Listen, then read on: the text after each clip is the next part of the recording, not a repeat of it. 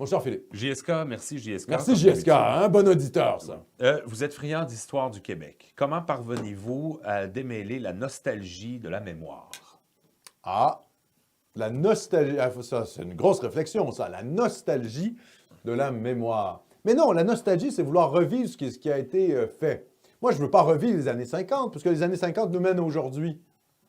Donc, je ne suis pas nostalgique. Seulement, il faut...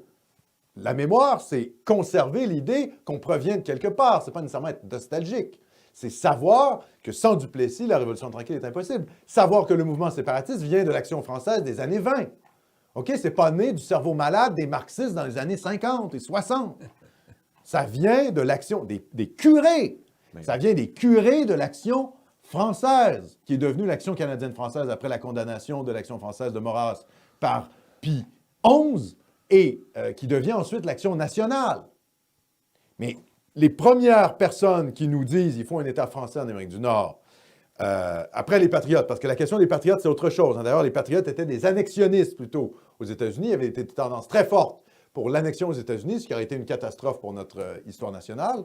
Donc, je mets la question des Patriotes de l'autre côté parce que c'est une question politique et historique complexe. Mais grosso modo, les premiers types qui nous disent qu'il faut faire un État français en Amérique du Nord, mais c'est l'Action nationale, c'est des catholiques, c'est des Canadiens français, des curés canadiens français, pas des gauchistes.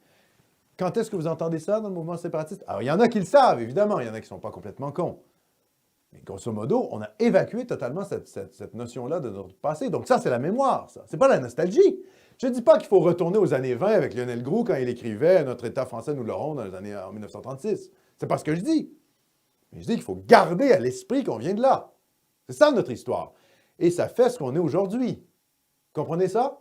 Donc c'est pour ça que je distingue la nostalgie de la mémoire. La nostalgie, oui, on peut être nostalgique d'un Québec qui soit plus homogène, qui soit moins remplacé par des hordes de métèques qui détestent le Québec, qui sont ici juste pour les avantages matériels, mais qui finalement nous méprisent, etc. Bon, on peut avoir une nostalgie de ça, mais je veux dire, politiquement, à quoi ça sert, je ne sais pas. Par contre, la mémoire sert à quelque chose.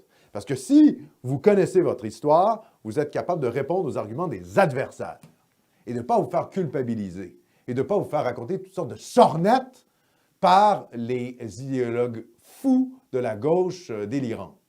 Donc, la mémoire est importante.